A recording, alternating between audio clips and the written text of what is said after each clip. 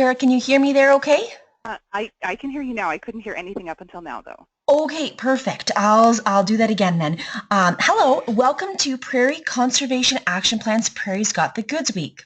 My name is Caitlin Rose and I am the Stewardship Coordinator with Saskatchewan Prairie Conservation Action Plan. Our final presentation for Prairie's Got the Goods Week will be Biodiversity in Alberta's Grasslands by Dr. Cameron Carlisle with the University of Alberta today at 3 p.m. I would like to take a moment to note that in-kind support for this project has been given by Lonesome Dove Ranch. This project was undertaken with the financial support of the Government of Canada and the Federal Department of Environment and Climate Change Canada.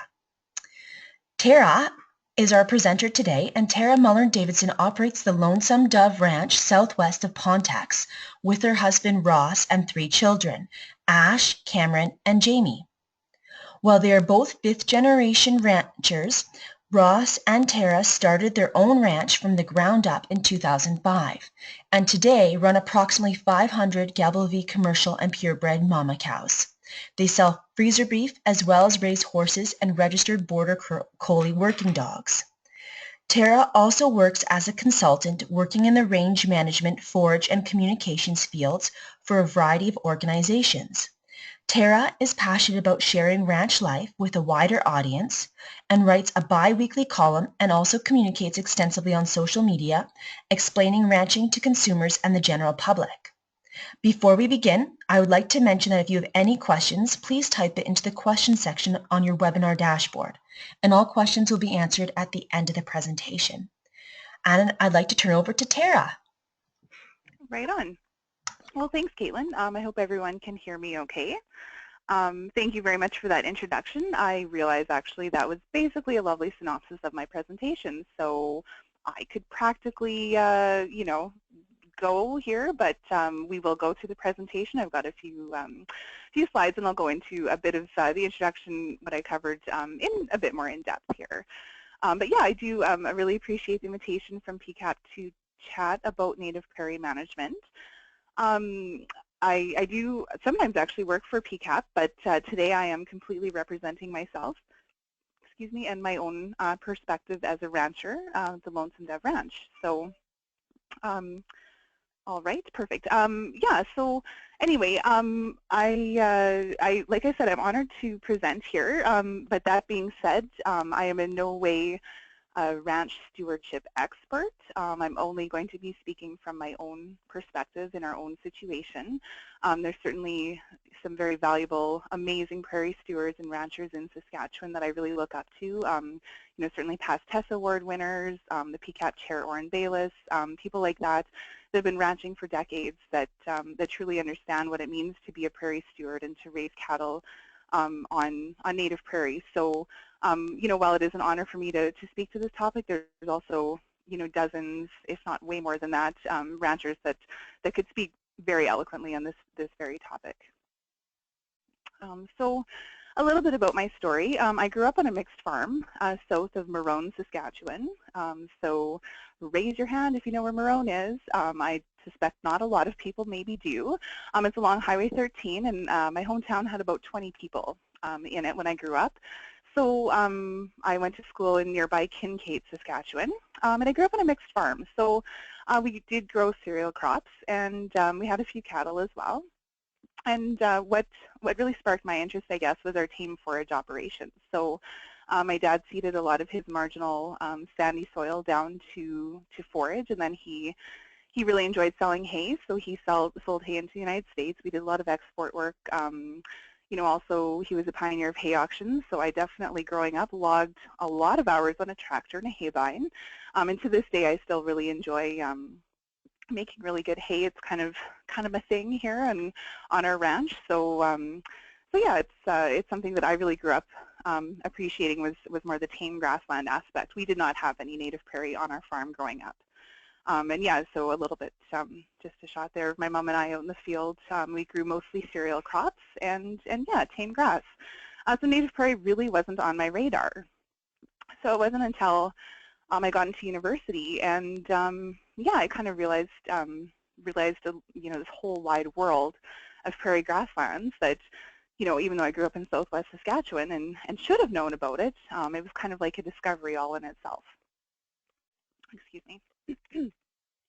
So yeah, in university, I went to the U of S. My parents actually both went to the U of S as well. They had very successful careers as ag extension professionals, so I kind of followed in their footsteps and went to the same school anyway. And I got a degree in animal science and rangeland management, and there I came across some wonderful mentors. I was part of the U of S range team. People like Julie McKenzie, Alicia Hargrave, coaches like Etienne Salode and May Elsinger helped us get together and teach us about range management, and we headed down to the SRM conventions down south and had a lot of fun. And from there, I sought a career in range management as well. Excuse me, a little bit out of breath. I'm expecting a baby, so that sometimes makes me or makes speaking a challenge, but just bear with me here. So after university, I had a really fun career as a range specialist. So I worked for the provincial government. I spent some time working for an independent research organization. And I also worked for the federal government. And I really enjoyed all of my experiences. Getting paid to strategize about cattle grazing and noxious weed control or forage management or solve stock water management challenges, was really a dream come true. And it also really complemented my personal goals as a rancher as well. So it was just a really, really powerful and valuable experience to learn from certainly range management professionals, but also learn from ranchers and from cowboys and range management, range riders and range staff that had been managing rangelands for decades, and in many cases for generations. So I really, really valued that experience, and I still value those experiences and still have many friends and mentors in the range management field that I can call on and yeah, and run ideas by, which I really appreciate. So while I was doing this range management work off farm, my husband and I also started our own ranch near Pondex, Saskatchewan, so that's pretty close to where my husband grew up. Our ranch is actually just 2 or 3 miles down the road from my in-laws. So when we started our ranch, we had about 40 cows between the two of us and a single quarter of land. Definitely not prairie range land. This land actually had leafy spurs on it, so it wasn't like we were starting out with something that had zero issues with it.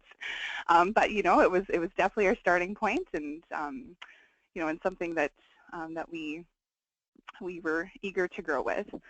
So this is just a shot of actually a neighbor of ours moving some cows in the front yard here. Our house would be kind of over here. And this is our big old hip roof barn. When we moved to our current location, the only thing on our property was our hip roof barn. So we had to move in a house, move in water, move in power, dig a sewer system, put up corrals, you name it. But this hip roof barn has been pretty central to our operation. It was the only structure we had when we started. So it's very, very important to us. We even had our wedding dance in there. So there's a little sentimental significance there too. We've since, improved our yard. Hopefully, I think it's improved, but it's subject to scrutiny, I suppose. But yeah, so as my bio indicated, my husband and I are both fifth-generation farmers, but we didn't join a multi-generational farm. We did start our own independent operation. So of course we had encouragement from our families, but they were still are actively pursuing their own farms. So it seemed like a good step for us to start our own operation. And we learned and continue to learn and continue to make mistakes and celebrate some successes along the way. So my talk today kind of comes from that place of starting out from scratch and just evolving to where we are along the way. And that's one of the really amazing things about ranching in general is there's always potential to do better. There's always potential to learn, and there's always potential to improve ourselves. So today, these are my coworkers. Our coworker relationships vary depending on the day. So sometimes I really miss, miss going to an office and having a good visit with a colleague. who I'm not married to or, you know, cooking supper for, but yeah, you can't beat ranch life for working with your family. We're very, very fortunate. So my husband Ross and I, we've been operating our ranch since 2005, so that'll be 12 years this spring here. And we've got 7-year-old twins. This one here is Cameron. This is Ash, and then our daughter Jamie just turned 4. And as I mentioned, we're expecting another little ranch worker here to join our force in July, which is in the middle of haying season, which as the family hay guru, I guess I will self-appoint myself as, I'm a little apprehensive about, but apparently hay will get made even if I'm not the one that gets to do it. So yeah, so we're looking forward to that for sure. And you know, it is certainly, you know, one of the greatest gifts our parents ever gave to us was raising us on a farm and teaching us the values of land ethics and the values of caring for animals, and that's certainly something that we're hoping will instill in our children as well. So on our operation, we have kind of 2 main streams of revenue. So most ranches, when they operate on native prairie or grassland in general, they'll either raise meat, so livestock of some sort, so whether it's bison or whether it's sheep or whether it's cattle. They might raise wool as well as a side, you know, business for sheep producers. So for our operation, we have purebred Gelbvieh cattle. So those are animals that we raise as bulls that will become breeding stock. Other people will buy those breeding stock to use on their own ranches. And we also sell replacement heifer calves as well. And then we also have commercial cattle. So commercial Gelbvieh cattle, those are animals that we would sell as feeder steers when we wean them in the fall. So those go to our customers. We've been actually shipping to this same fellow for the last few years out in Ontario, and he feeds them. We sell them as calves, he feeds them, and then he sells them, and those go towards meat production, so wherever he sells them to. And then we also sell commercial replacement heifer calves. So for ranchers that are interested in building their herds up, we sometimes offer heifer calves as well for them. They're commercials, and they use them to become cows. And as Caitlin mentioned, excuse me, in the introduction, we also sell ranch horses. We raise registered border collie dogs. They're kind of our right-hand dogs there, so they're very helpful. And if anyone's had a good dog, you can know how invaluable they are to an operation. And I also sell freezer beef directly to consumers, and that has been that's always an interesting opportunity to chat with people about native prairie. I always really like to talk about our ranch and how we do things, as well as animal care and health and welfare, but also that you know, when they purchase beef from us directly, it not only supports the local economy, but it also supports, you know, a business that is supporting wildlife habitat. We are providing species at risk habitat. We are looking after our land resources. So it is very time consuming to sell freezer beef directly to consumers. It's definitely a challenge sometimes, but it's also a very valuable opportunity to have those conversations. So unless I hear otherwise, I'm going to just continue chatting here. Hopefully everyone can hear me okay. So our operation, like Caitlin said, we run about 500 cows, and we have increased our land base. However, we still need to rent a lot of pasture, rent a lot of grass, and we do utilize some community pastures as well. So we run in a provincial community pasture, a federal community pasture, as well as a grazing cooperative that we are patrons of.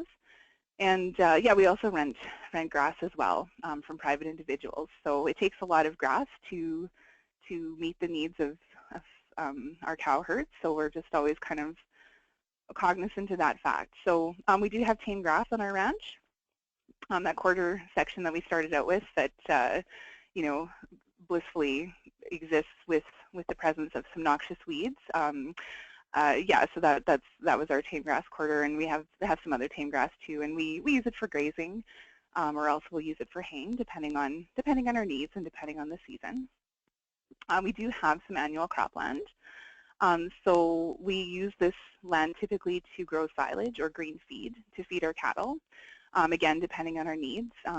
If it looks like we have enough feed, you know, we may combine the crop and sell it for seed, but we typically don't do that. We usually use our few acres of cropland just to go right into cow feed.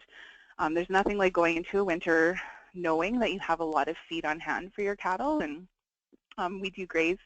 I'll talk a bit about that. We do graze quite late into the season on our ranch, but weather can change things in a hurry. You know, if you get a few feet of snow early on in October, for example, or in November, it's a lot to ask our cows to graze, you know, 24 miles from home when they're belly deep in snow. So that's something that we're always kind of on the lookout for, is making sure that we have enough feed for our cattle. So this is just a shot from our silage crew that we had to come in to put silage up. We started doing silage a few years ago. It's a little bit, it's not unusual across the province, but in southwest Saskatchewan, where our operation is located, there's not a whole lot of silage that's done. It's a fermented feed, so you cover it with plastic and it ferments, and it's highly digestible, and the cattle really enjoy it. It's also really intensive. Like you cut it, harvest it, and then sile it all in like a 24-hour period. So it can be a really hectic time of year, but then on the flip side, then you're all done all at once, which is kind of nice. If we don't silage, sometimes we'll just cut and bale these crops then for green feed. And our native prairie. So we do run a native prairie as well. We have been really fortunate to purchase native prairie, so we actually don't have any leased land.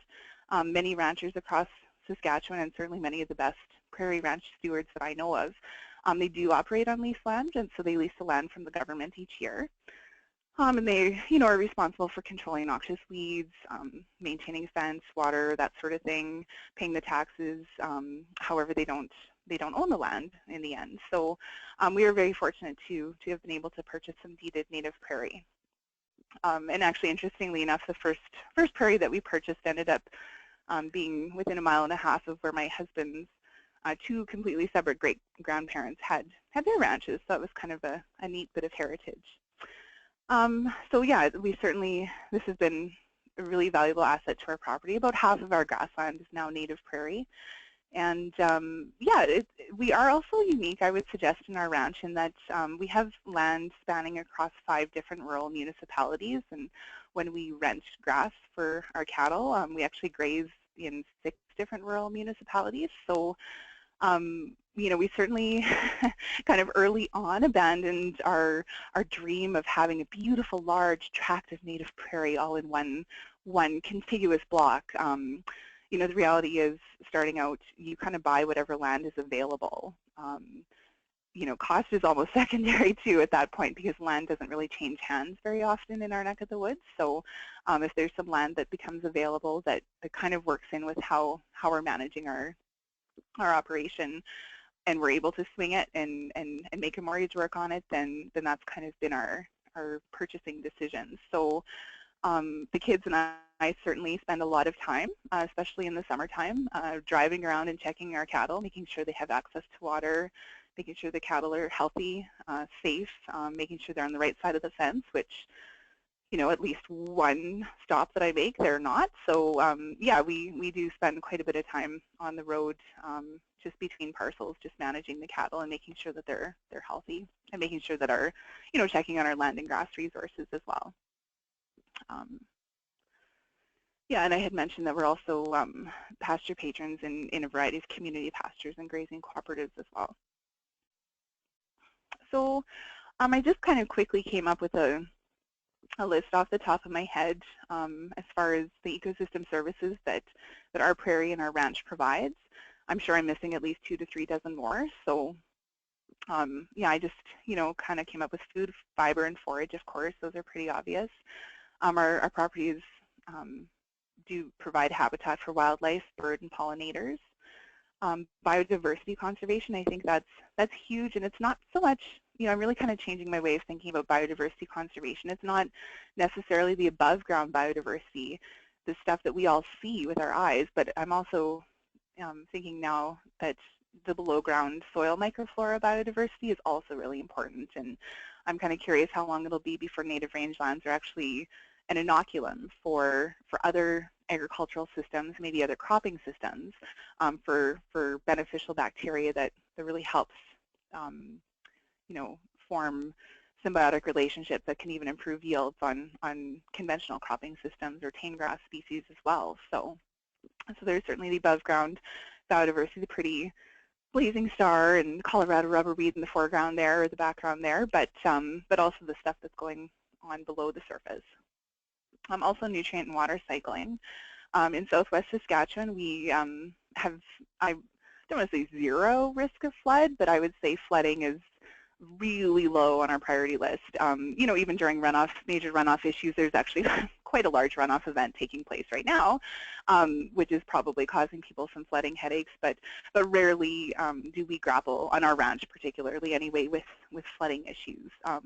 You know, the water was running over the road yesterday, but by today it should be subsided. So we more or less need our prairie to be healthy to trap the water in the ground that we do have, so we want to make sure we have a healthy litter cover on our range at all times. Of course, grasslands sequester carbon. They're valuable from a recreation and aesthetic standpoint. You know, they are valuable from a cultural and heritage standpoint. It's really special to us to be able to share with our family about you know, the history of rangeland and the history of ranching for our family. And they're also a source of archaeological and natural history sites as well. So, I mean, as ranchers, it goes without saying that we obviously really value our grassland and water resources. We would not be able to run our cattle operation without them, so looking after these resources is 100% a top priority of ours. And also, to me, ranching is one of the last truly sustainable forms of agriculture. So, you know, there's very few inputs for native prairie. You need to fix a bit of fence, which I really shouldn't minimize, actually. I'm sure with all the snow breaks that we had this winter, we'll have quite a bit of fence to fix. But yeah, I mean, with a bit of fence and a safe water supply, Mother Nature provides the rest. So it's really a privilege to be able to work with Mother Nature in a system like this. But with every perfect partnership, there is compromise too. For us, ranching is honestly quite all-encompassing for our families. So maybe it is for others, or maybe we're just doing it wrong. I'm not sure. I haven't quite decided yet. But we do have goals that we set every year too for our ranch, and I literally write them down on a little sticky note in the front of my day planner that I start every year, where I write everything down in on our ranch. And yeah, it's really important for us to kind of make sure that we're able to balance the needs of our family. So we do have family goals. You know, our kids are with us all the time, and they so far seem to enjoy a lot of the aspects of ranching, which is great, but we have to realize that, you know, operating our ranch and our business is our goal, not necessarily our children's. So it's important for us to really, you know, sit down and delineate that we do spend time with our family and do grow them as well. Certainly, of course, I mentioned land and water. Without land and water, a ranch doesn't exist. So you know, and I would definitely say this day and age, ranchers are very purposeful in their decisions. So people don't accidentally run a ranch anymore. I think actually even 20 years ago, maybe even 15 years ago, there were still, you know, lots of mixed farmers around that that, you know, had a few cows, but didn't really think a lot about where the cows went for the summer. As long as they were gone for the summer, you know, came back in the winter, that was fine. But I think ranches are more specialized now. There's fewer mixed farms where people are cropping and ranching in Saskatchewan, and yeah, ranchers today are very purposeful with their land stewardship goals for sure. You have to be, can't be running a business anymore if you aren't. Kind of brings me down to financial goals. So cash flow is certainly a huge challenge for every family in Saskatchewan. However, when you're budgeting on one major paycheck a year, as most ranchers are, cash flow management really hits home. So again, like starting out a ranch from scratch, you need to have a lot of capital. So I have a pretty tight relationship with my lender, so that's kind of important. And also explaining kind of our operation to business people kind of seems a little confusing too. So for example, on our prairie, one pasture, for example, we try to rest one field every year and graze it every other year. So it's kind of a rest rotation grazing system that we have in one particular field. So when I'm touring my lender around, you know, he'll say like, oh, how are you making money off this parcel? And I'll say, well, it's so great. We are able to rest this pasture all year long. And my range management rancher hat is thinking like, this is so great. You know, what he hears is, okay, so you're making a payment on this property plus paying taxes and actually getting zero revenue from it. And you seem excited about this. So, you know, there's always kind of those conflicting kind of, you know, it's hard to explain, you know, from a financial standpoint, the benefits of resting grass. And also, you know, it is hard to also afford to be able to rest grass. You know, we're likely paying money to graze other people's grass in order to rest our grass. So it is a lot to wrap your head around. So anyway, I can't not touch on the financial aspect of ranching for sure. And every ranch has their own financial situation, and every ranch chooses to do things for their own purposes. So I'm just going to speak to our own perspective. Also livestock goals, because we're selling breeding stock to others and because we have increased our herd size pretty rapidly, it's really important for us to improve our genetics as well. So we want to make sure our cattle, they're not just, you know, rumens wandering around in four hooves. They're actually, you know, legitimately good quality cattle that others are interested in investing in for their own herds. So that's important. And also social license. So I've actually spent quite a bit of time the last, well, probably 6 or 7 years, just talking to consumers and the public about beef cattle ranching. I've had some really good opportunities to participate in some mentorship programs, and I'm actually a mentor right now for a gal in her own mentorship. So just trying to share with consumers, tell the story of ranching, explain to them how and why it exists. It's easy to get kind of annoyed with consumers that don't understand, you know, why maybe ranchers do things a certain way, or maybe understand even that we're maintaining habitat for all of the public to benefit from. But you know, people don't understand that because maybe we don't take the time to explain it. So I'm pretty active on social media, and you know, give quite a few presentations throughout the year, just not only to the public, trying to convince them about how valuable a role is for ranching and prairie conservation, but also you know, inspiring other farmers and ranchers to take the lead and have their own conversations. This is just a shot of kind of the 4 seasons on our ranch. So right now we're busy calving. So our daily activities involve feeding the mama cows, tagging new baby calves, making sure that everybody's healthy. Then we'll sort pairs. You know, cows with heifer calves go one way, cows with steer calves go another way, purebred cows and their calves go another way. And then we go to sleep and start all over again the next day. So we start calving in February 1st. So we've got about 380 cows with calves on the ground right now, and probably another 150 or so to go. So yeah, so we've got you know, it's busy days right now, but it's always also a really enjoyable time too. So then moving into the spring, we sort pairs to go to all the different fields that we put them in the springtime. We also put bulls out, so it's breeding season then at that time, and that's a really critical time to check our cattle as well, just to make sure if you don't have a bull that's working properly, that means you won't have cash flow from calves 2 years down the road. So we really need to make sure that everything's working well there. Moving down here in the fall, this is a shot from shipping day when we wean and ship our steer calves to go east. It's always it's probably my very favorite day of the year. It's just kind of a, you know, kind of the completion of one cycle, I guess. You know, we're happy with our steer calves. It's nice to send them on to their next chapter, and yeah, it's just a really nice time of year. And then here's a shot of our cows out grazing. This is a couple years ago now, I guess. So yeah, we graze them late into the winter as we can. But knowing that we do calve February 1st, we usually bring them home at least, you know, probably 3 to 4 weeks before calving. So usually around Christmas time or so, we'll bring them home and just, you know, make sure that we can watch them a little closer, get them on a nice high plane of nutrition so that we're looking after their health and welfare as well. So when Caitlin asked me to give this talk, she kind of said, maybe talk about, you know, why you do what you do. And that's a great question. And sometimes I legitimately ask myself, like, why do we do what we do? You know, so there's lots of ups and downs in ranching.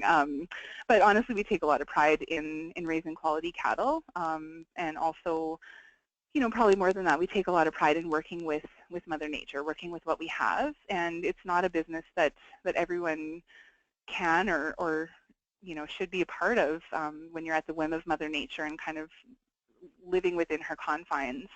But it's been a very valuable way of life for us, for sure. So one of the big reasons is the next generation. So I just have photos of my children here, but the next generation really pertains to the youth of Saskatchewan. So it's really important to share the valuable role that ranching plays in prairie conservation to kids across the province. And I've been fortunate. I've had opportunities to work with kids from elementary school right up through university labs. And it's always a really good positive experience, and it's great to inspire them, and they inspire me too. I mean, youth have a lot of enthusiasm about everything. So they make jobs more fun. They see things with a really, sometimes a clearer vision than what adults do. So yeah, it's really gratifying to be able to teach others about native prairie. And I think the younger you start, the sooner you start, the better it is. And that could be with nieces or nephews, or it could be volunteering with classrooms. I volunteer with ag in the classroom all the time, and every presentation I make, if I'm asked to talk about ranching, I always bring up prairie conservation, because to me that's a keystone of our ranch anyway. So yeah, just kind of a shot here of our kids out in the ranch, and just from a personal standpoint, to me it's really valuable to raise our family with an understanding of the ranch life and cycles of life and cycles of death. I mean, our kids understand, you have to care for your animals, you have to look after them, and sometimes things go the way they should, and sometimes they don't, and they're pretty good at that. Yeah, so just another couple shots here of our kids. We spend a lot of time literally out in the prairie at the corral, whether we're preg checking for a couple weeks, or weaning, or sorting, or shipping. It seems like we spend days on end, weeks on end out in the prairie, and our kids are always able to find sticks and rocks to play with, so that's good, and it's really sparked their curiosity.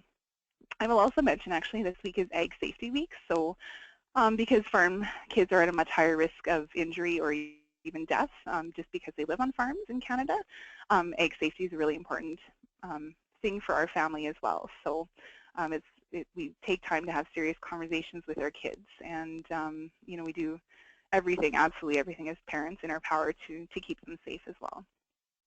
And I've never seen a kid hurt themselves shoveling manure out of a trailer, though. So they do have some chores, and they still have smiles on their face with that job. So that's kind of fun. So another huge benefit for me personally is seeing wildlife and biodiversity flourish on our operation. So I'm really constantly in awe of how well we can share a landscape with other plant and animal biodiversity. And it's it's something that we hope for, but it's not necessarily something that is the top priority on our ranch. But it's really beneficial to see that in spite of our management practices, and not in spite, but because of our management practices, we do have wildlife biodiversity in the area. So sometimes I'm pretty lucky to get a nice photo of some of nature at work, and honestly, all I have to do is press a shutter button. I think we just live in a really, really photogenic location, and as ranchers, we have to remind ourselves how beautiful our landscape is, and how how honored we should be to work with Mother Nature, because when I talk with consumers or advocate for the beef industry, it's quite interesting. I'm always reminded of how beautiful and rare our commonplace daily lives actually are to the public. So that's something that I try to portray. And yeah, this is the shot of I stalk the herons every year, spring and fall, and I think after 12 years I finally got a decent photo of one, and it happened to be right across the road from my house. So I also want to mention that, while prairie grasslands are absolutely the gold standard for ecological goods and services, we as you can see here, there's a wheat field waving in the background of this heron's flight, and we do manage a lot of tame grassland, and I've been fortunate to see species at risk and wildlife and pollinators flourish in all of these landscapes. So well, again, native prairie is absolutely the gold standard. It's we're able to allow wildlife to thrive in non-native prairie habitats as well. So just touching a bit on stockmanship and tradition, when you ranch a native prairie, there's a couple different ways. You can simply open the gate, dump your cows out, close the gate, and leave. But prairie is pretty topographically diverse, and there's often 5 or 6 different types of range sites or eco sites within a certain field. And cattle are pretty lazy, so if cows, could eat grass right beside the dugout, they're probably going to do that. So we like to just kind of use our horses. Actually, all of our cow work is done on horseback. We don't have any quads or anything, so we've got a herd of horses, and we use them to treat and move and trail cattle and split pairs off, or you name it, whatever we're doing. We usually saddle up a horse to do it. But yeah, we do like to use horses and actually place cattle kind of where we would like them to graze. And if you do kind of settle them on a certain area, it's not foolproof. They'll certainly still choose to graze a little closer to the water hole, or as fall comes and home drift kind of pushes them in the direction that their home would normally be, they'll maybe hit those areas a little harder. But we do take a moment to try and place them where we want them to graze, as well as put grass out, or put salt and mineral out in strategic locations. This is a shot of my husband here. He's not here to defend himself, so I can totally say that I've learned a lot about stockmanship from him. He's had the benefit of riding in some really beautiful landscapes, some of the most pristine prairie, I'd say arguably in North America. And I've learned a lot about how to handle cattle from him. So again, you don't need to tell him that, but yeah, he's pretty inspiring to me in a lot of ways, the way he can work a herd of cattle for sure. So another wonderful thing about ranching and working with native prairie too is the opportunity to care for animals. So working with animals is different than planting a garden or growing a canola crop, because animals have their own set of eyes, they have a brain, they can experience pain, they can experience fright. So ranchers take a real responsibility and take animal care very seriously. And it's been really nice to see our kids, and this is one of our kids' friends actually, just learning how to look after horses. If the horses are looking after you, you have to look after them. This shot is a picture of my daughter Jamie. She's been our right-hand gal here since she's not in kindergarten yet. She stays home and helps us tag calves during the day. So this is her little calf she named Curly Shirley. And yeah, I mean they're learning that we have to look after the animals. Not only is it the right thing to do, but in the end, it certainly is a benefit to us as well. And yeah, I do want to touch a bit on the fact that animal agriculture is different than other agricultural productions. So, for example, beef calves that are born today, we started putting expenses into those calves probably 6 months ago, and in some cases we won't sell those calves for another 12 months or 18 months. So the life cycle or the production cycle for animal agriculture is quite a bit longer, and there's a lot of factors that affect beef prices.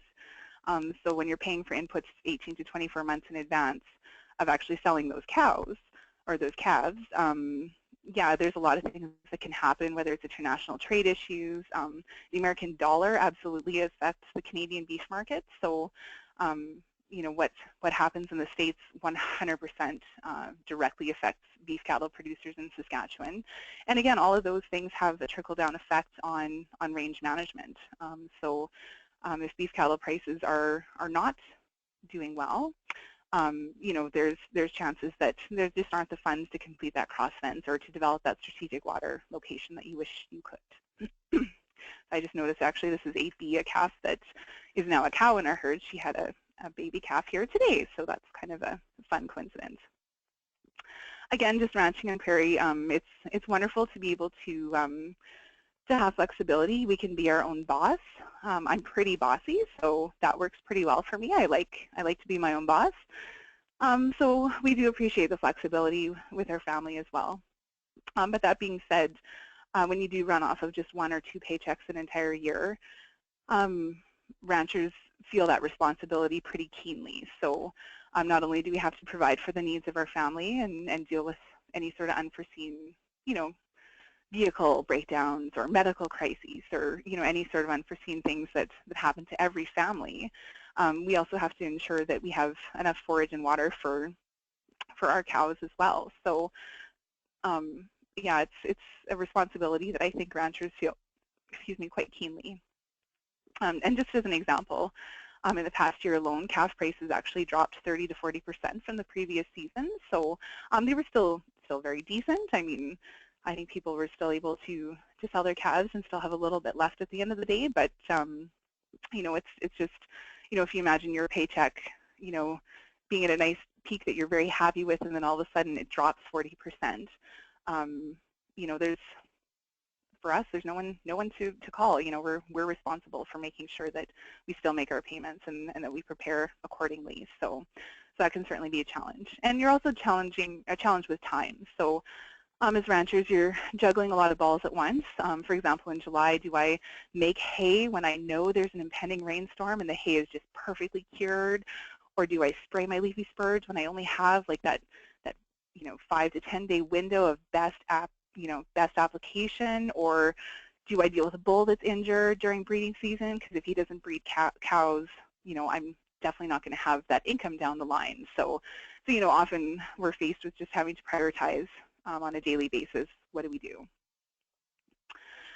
So I also just want to mention this too about competing land uses. So no matter where ranchers that are grazing on native prairie are located, there's always going to be a competing use for that land. So it could be urban sprawl, it could be oil and gas development, it could be gravel extraction, it could be road construction, mining, you name it. So true ranch conservationists are going to manage their prairie whether or not they're paid to maintain ecological goods and services that we provide for free to the public. So we're going to do it regardless. But that being said, it is still worth being aware, I guess, of competing land interests. So in our area, I wouldn't say there's a lot of large tracts of native prairie being plowed. I think we've probably lost a few small remnant patches of prairie in the Southwest in the last 5 years especially, but over the last 15 years or so.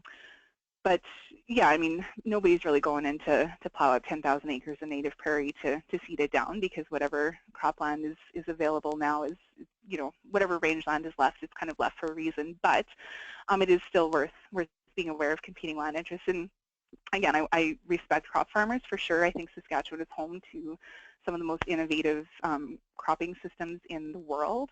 I grew up on a crop farm, so I know I eat a balanced diet because of the good farming, conventional cropping practices that our neighbors have, and I certainly value a nice close relationship with our cropping neighbors as well.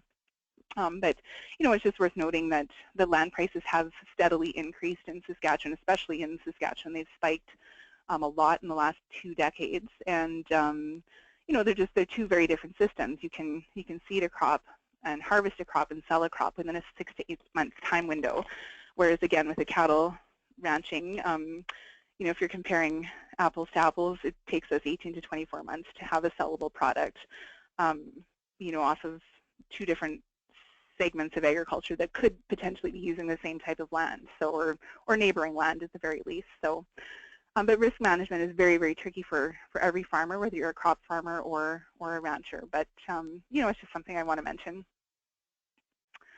And actually, yeah, Kevin Hirsch wrote a column that I really enjoyed in Western Producer here in January, just kind of comparing those two systems. So using 2015 prices for cattle versus canola. A herd of 300 cows would gross about 250,000, and I can easily say gross is definitely different than net. You might actually net negative income on on a herd of 300 cows. I've heard. And in canola in 2015 prices, it would take about 800 acres to gross 250,000. And again, this doesn't include any labor or costs.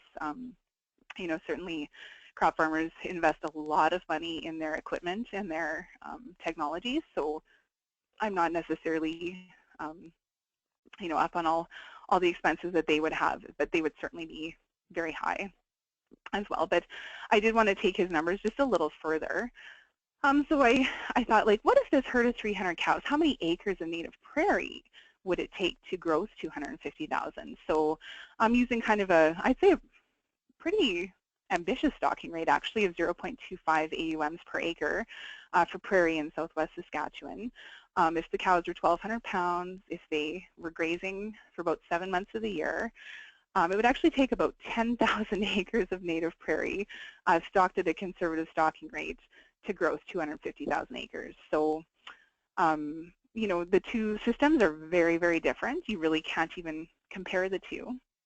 But, you know, the ecosystem services that are provided by the two are also very different. So it's kind of worth just noting, I think. So yeah, I guess just getting close to wrapping up here, the more I learn, the less I realize I know. So ranching is certainly an evolution.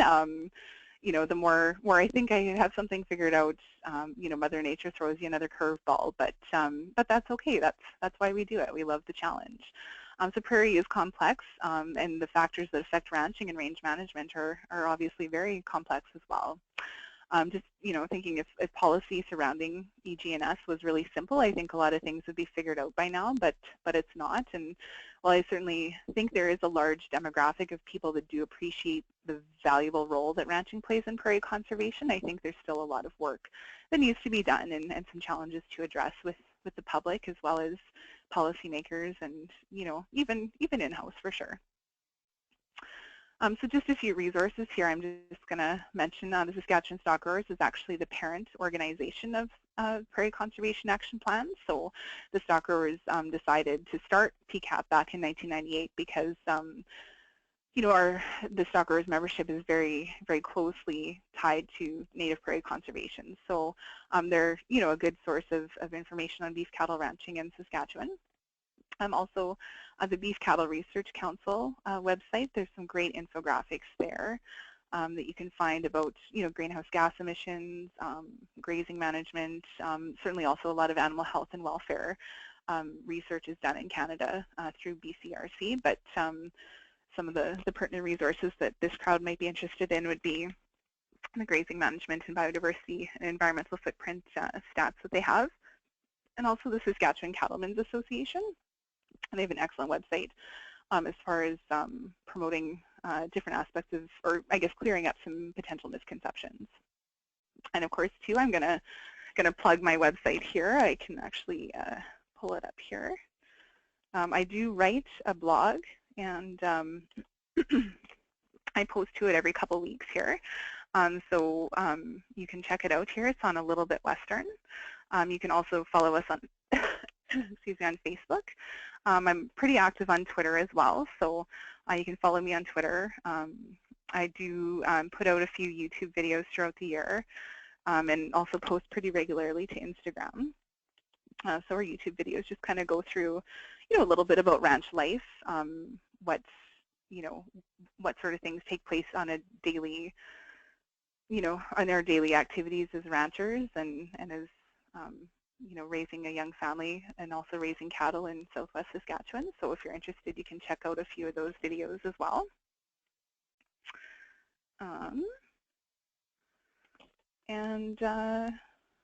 Yeah, I'll just close here with just kind of a caption from a blog post that I wrote a few years ago, just about native prairie management, or as they used to call it, wasteland. But anyway, some folks, like ranchers, respect and appreciate native prairie 365 days a year because it is a fundamentally important resource for their business and family. These brittle working landscapes are beautiful, yes, but ranchers require a large amount of perseverance and capital in order for them to rear livestock and make a living off of native prairie. We can all enjoy prairie for one reason or another, and perhaps it reminds us of simpler times or the home of our youth, or perhaps it's a favorite hunting or hiking trip that we've enjoyed. Maybe prairie inspires creativity within us, or even resiliency. It's worth taking time to appreciate native prairie and the species, including ranchers, that make their homes there. Mother Nature isn't exactly making any more of it. So with that, I can close here, and I can take any questions that anyone might have. Thank you very much, Tara, for the great presentation. Tara, can you hear me okay? Yes, I can. Sorry. Yeah, you're welcome. No problem. We were just having a few technical difficulties behind the scenes here, but that's good. Oh, sure. Okay. If any of our listeners out there have any questions, please feel free to type it into the question section on your webinar dashboard. And there's a couple questions here already. One of them is, what's your average day like and what's your favorite part about ranching? That's a great question, actually. I think my favorite part about ranching, I've actually thought about this before, is that it's always the same and it's always different. So what I mean by that is every year we have calving, every year we have weaning, every year there's certain production practices that we do without fail, like clockwork, but they're always a little different. Like is it, for example, last fall when ranchers across Saskatchewan were really busy with what's called the fall run, when we're moving cattle and sorting pairs and preg checking cows and definitely weaning and shipping calves for our one big paycheck a year.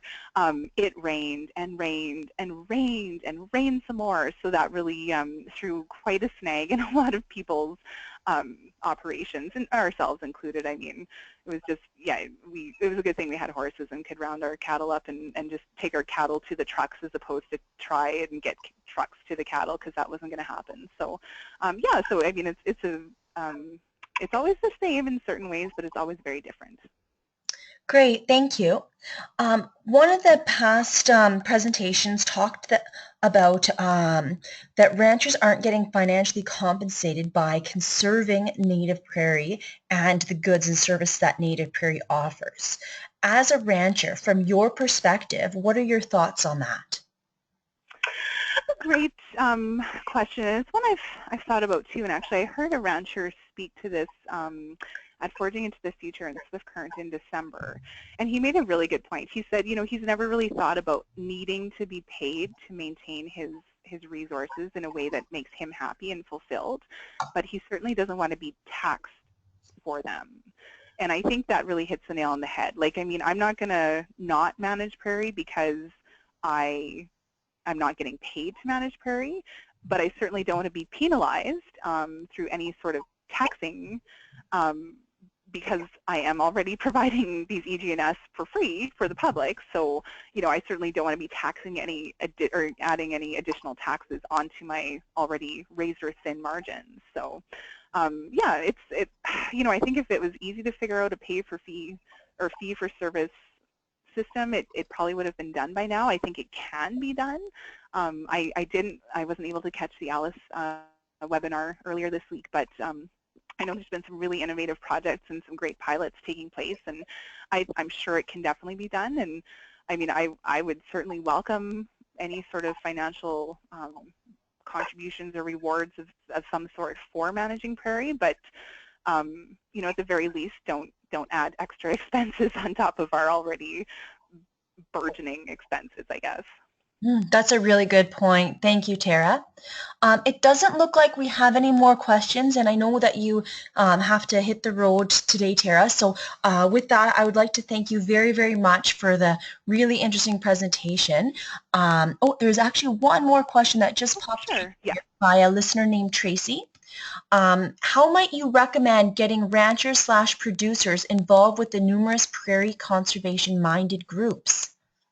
I mean, that's a good question. I know a lot of the ranchers that I work with already, or that I'm familiar with and that are neighbors, they are already involved in conservation groups. That being said, there's always a challenge to, our time is so finite, right? So it's not really a money issue. It's more like, you already have 40 things to do.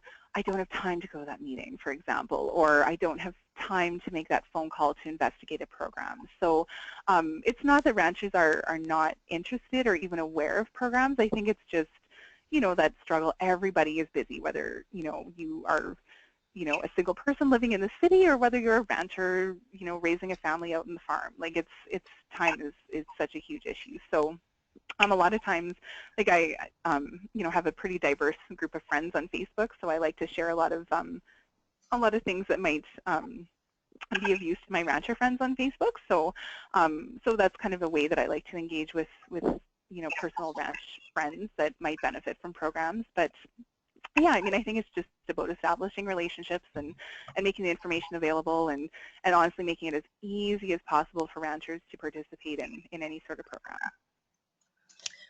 Good, thank you. Well, I know you have to hit the road, Tara, so we'll let you go, but thank you very much for the great presentation. And to all of our listeners out there, thank you very much for tuning in. We do have our final presentation for Prairie's Got the Goods Week today at 3 p.m. And all of our presentations are being uploaded to YouTube, so please feel free to check out the YouTube the PCAP YouTube channel. Also, when you leave this presentation, you'll be asked a couple of questions. It's just a short 1-minute survey, and we would really appreciate if you're able to provide us any feedback about today's webinar. So thank you very much, Tara, and thank you to all of our listeners. Sure, and I'll just add too, if anyone has any questions or anything, feel free to contact me on social media.